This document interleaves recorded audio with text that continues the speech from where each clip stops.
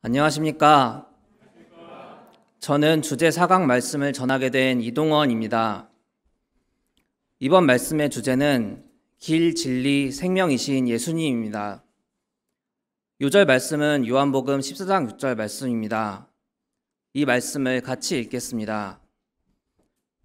시작.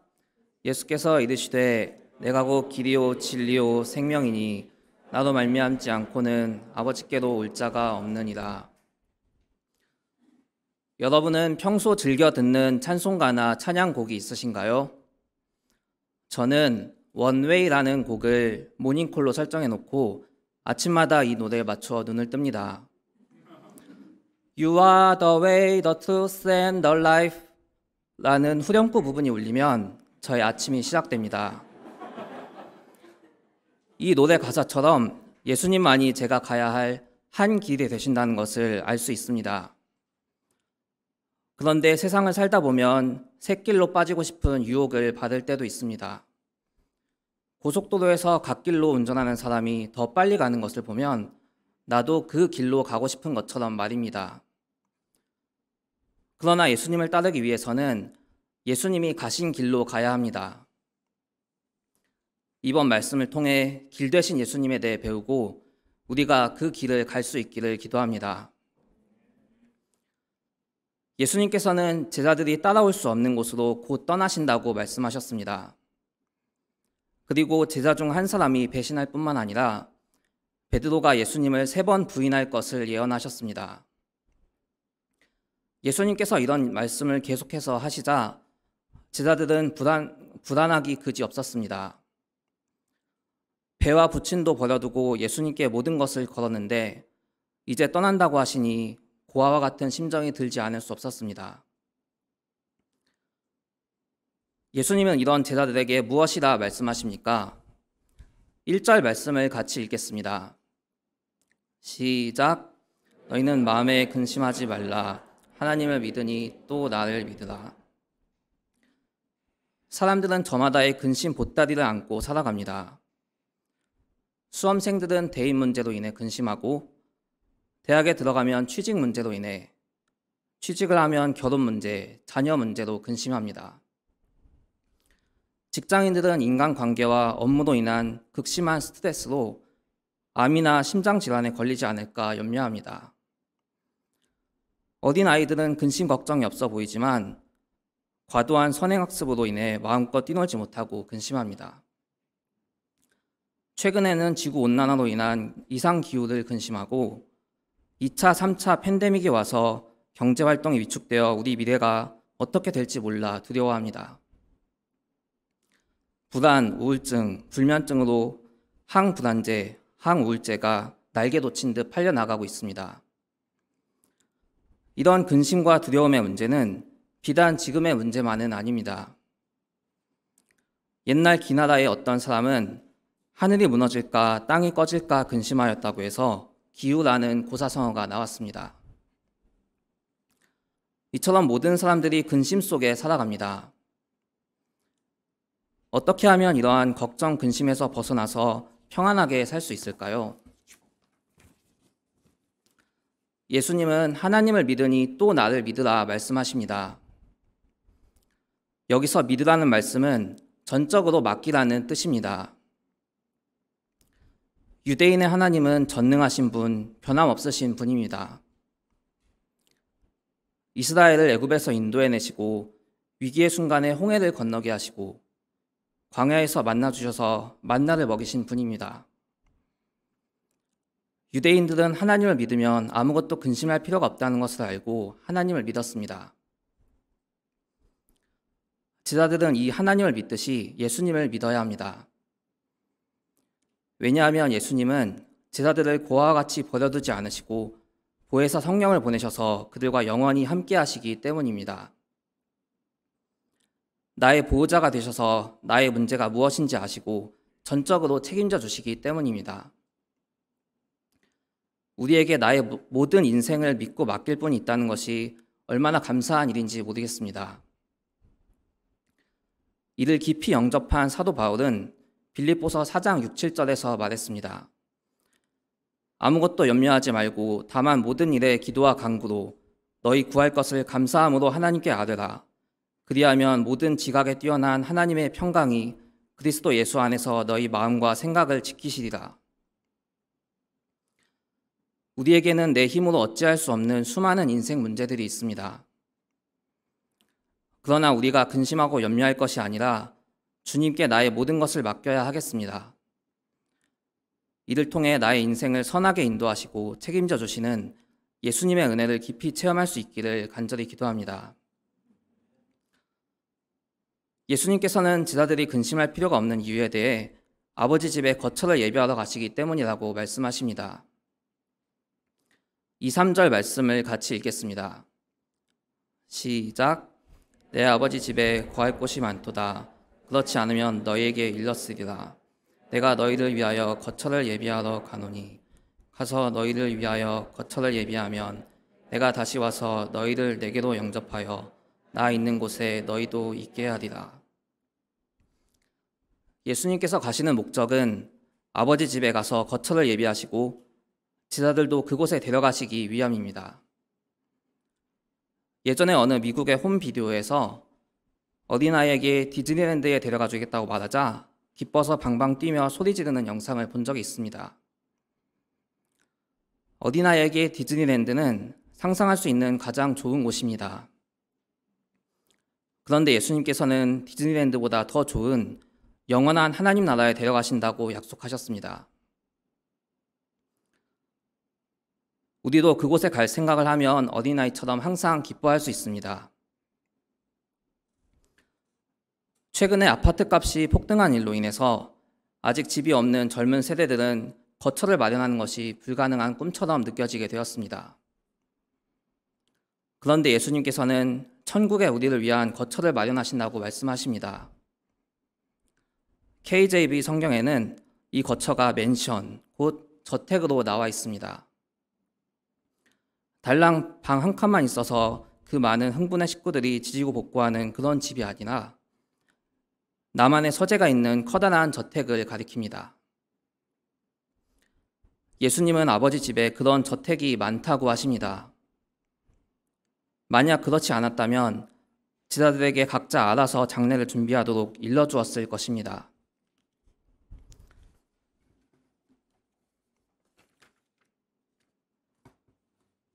아버지 집에는 제자들이 거할 곳이 많기 때문에 분양권 추첨을 받기 위해 치열하게 경쟁하지 않아도 됩니다. 예수님을 쫓아 믿음의 경주를 마치면 이 영광스러운 아버지 집에 거하게 됩니다.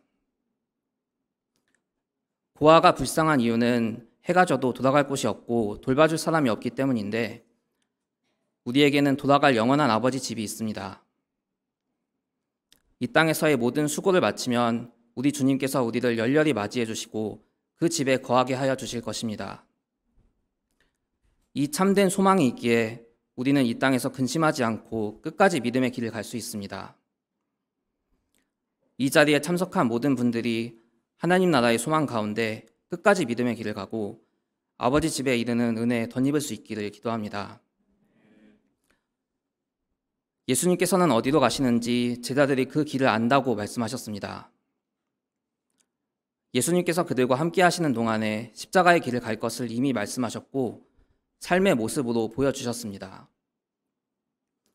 그러나 도마는 예수님이 어디로 가시는지 알지 못하는데 그 길을 어찌 알겠느냐고 반박하였습니다. 그러자 예수님께서는 그를 말씀으로 깨우쳐 주셨습니다. 6절 말씀을 같이 읽겠습니다. 시작. 예수께서 이르시되 내가 곧 길이요 진리요 생명이니 나도 말미암지 않고는 아버지께로 올 자가 없느니라. 예수님은 내가 곧 길이요라고 말씀하십니다. 세상에는 내가 길 좀 안다고 말하는 사람은 있어도 내가 곧 길이요라고 말하는 사람은 없었습니다. 공자도 인생의 참된 길을 몰라 조문도석 사가의 곧 아침에 길을 깨달으면 저녁에 죽어도 좋다고 하였습니다. 이처럼 사람들은 인생이 어디로 와서 어디로 가는지 몰라 방황합니다.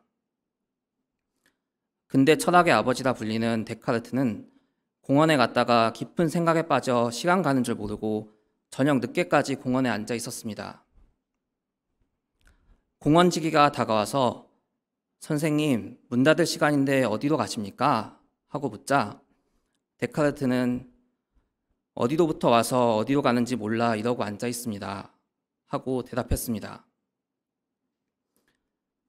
우리는 어디로부터 와서 어디로 가는 존재입니까? 우리는 하나님으로부터 와서 하나님께로 돌아가는 존재입니다. 우리는 하나님께 이르러야 합니다. 하나님께 나아가 하나님을 만나고 하나님이 주시는 구원과 영원한 생명을 덧입어야 합니다.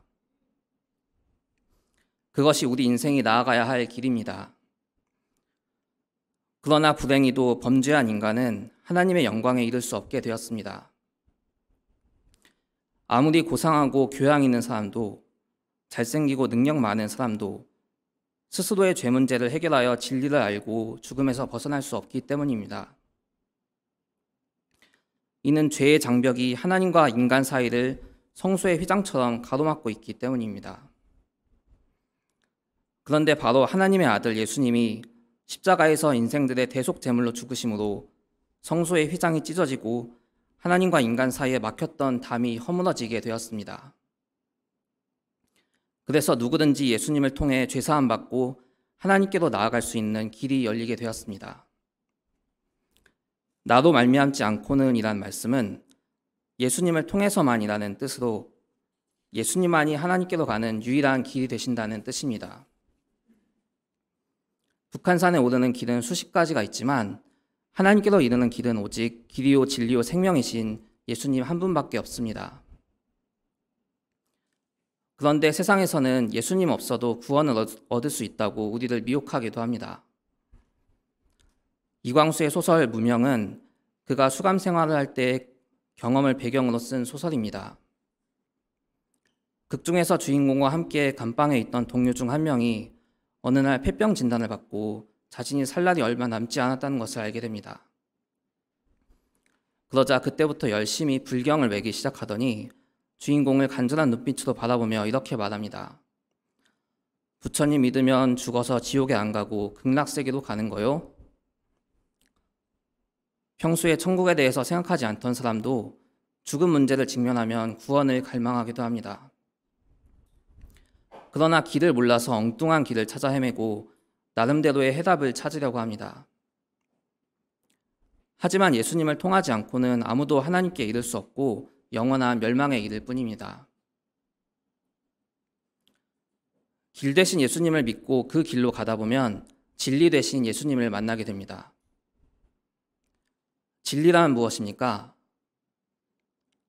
진리란 시대를 불문하고 변치 않는 가치 있고 옳은 길을 가리킵니다.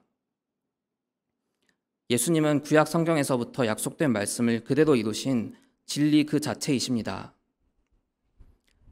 미의 기준도 직업의 척도도 시대마다 달라지지만 진리 되신 예수님은 영원토록 변함이 없으십니다.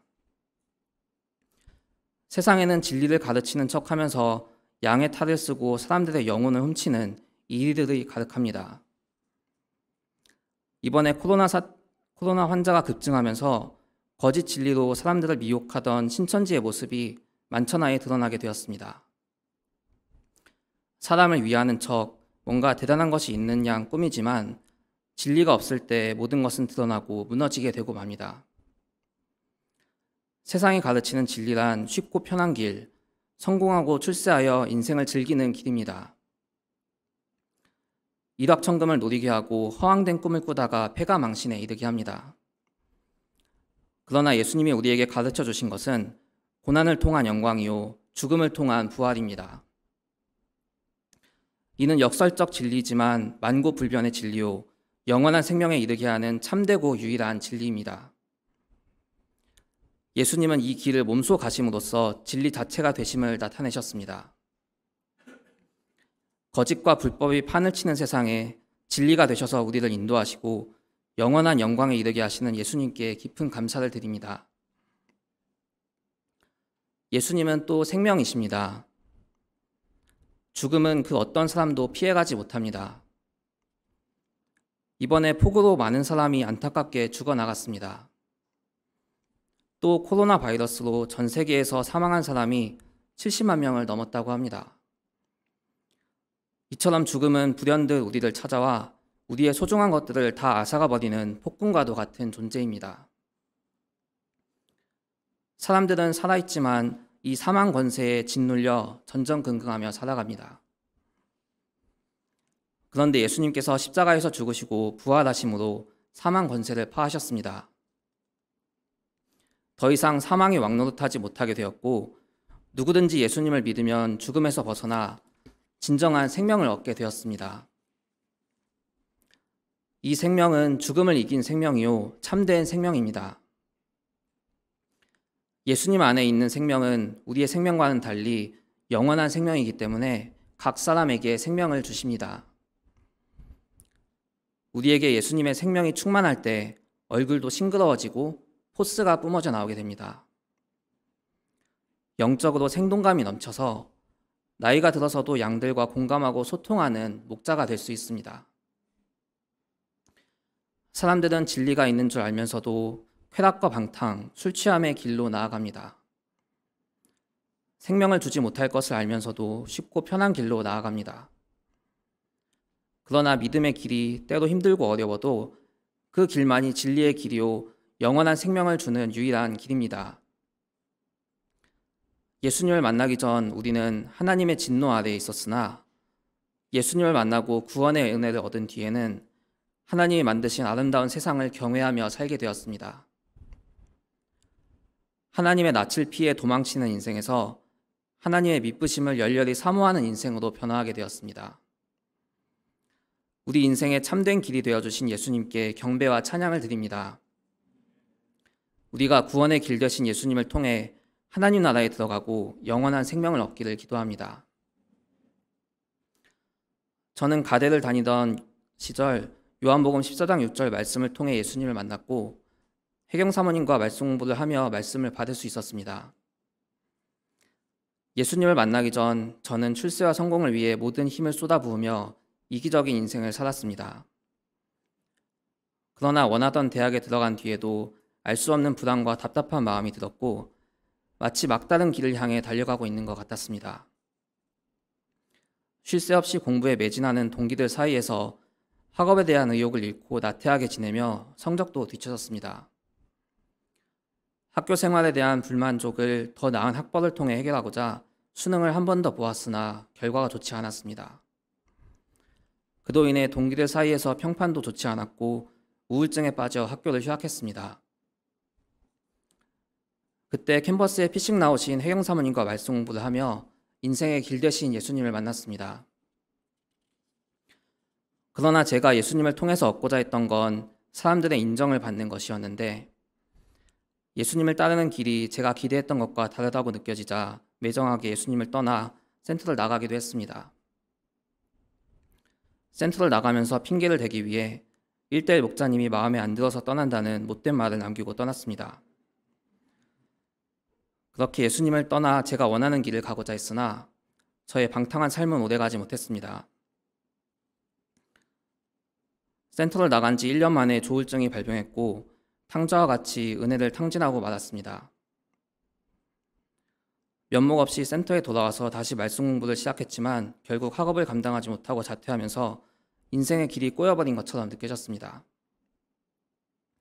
이후에 고대 사이버대학교에 편입하여 정보 보안을 전공하였는데 장학금을 받으며 수월하게 공부하였고 하나님의 인도하심을 체험할 수 있었습니다. 2학기부터는 고대 대학원에 컴퓨터 보안 전공으로 들어가게 하셔서 새로운 길을 열어주셨습니다. 제가 예수님을 만나지 않았더라면 학교를 자퇴한 순간 저는 회복될 수 없었을 것입니다. 제가 원하는 성공과 인정을 얻지 못해서 인생이 끝났다고 생각하고 절망했을 것입니다. 그러나 예수님께서는 제가 인생의 내리막길을 걷고 있을 때도 변함없이 저와 함께 하셨습니다. 욥기 23장 10절 그러나 내가 가는 길을 그가 아시나니 그가 나를 단련하신 후에는 내가 순금같이 되어 나오리라 말씀을 주셔서 예수님만을 바라보는 순금 같은 믿음을 갖게 하셨습니다. 예수님께서는 제가 성공한 인생보다 성장한 인생을 살도록 도우셨습니다. 저를 영적으로 변화시키시고 인생 문제까지 도와주신 예수님의 은혜에 감사합니다. 제가 세상 성공의 길을 추구하지 않고 진리의 길, 생명의 길 되신 예수님을 따르기를 기도합니다. 결론적으로 예수님께서 우리에게 길이 되어 주셨고 예수님은 우리를 최종 승리로 인도하시며 영원한 생명으로 인도하시는 분입니다. 믿음의 길이 때로 힘들 수도 있고 자기를 부인하며 자기 십자가를 져야 할 때도 있지만 그것이 하나님 나라에 들어가는 진정한 승리의 길입니다. 우리에게 진리의 길, 생명의 길 되시는 예수님을 찬양합니다. 우리가 길 되신 예수님을 통해 구원의 은혜를 누리고 하나님께로 가는 자들이 되기를 기도합니다. 제가 잠시 기도하고 마치겠습니다. 하나님 아버지, 저희에게 길이 되어주시고 진리와 생명을 주시는 은혜에 감사합니다. 예수님께서 저희를 위한 천국 거처를 예비해 주신 것을 믿고 모든 근심을 내려놓을 수 있기를 기도합니다. 예수님을 통해 하나님께로 이르는 구원의 길을 가고 예수님이 주시는 진리와 생명을 충만히 덧입기를 기도합니다. 저희가 예수님을 따르며 예수님을 통해 구원에 이르는 자들이 되기를 기도합니다.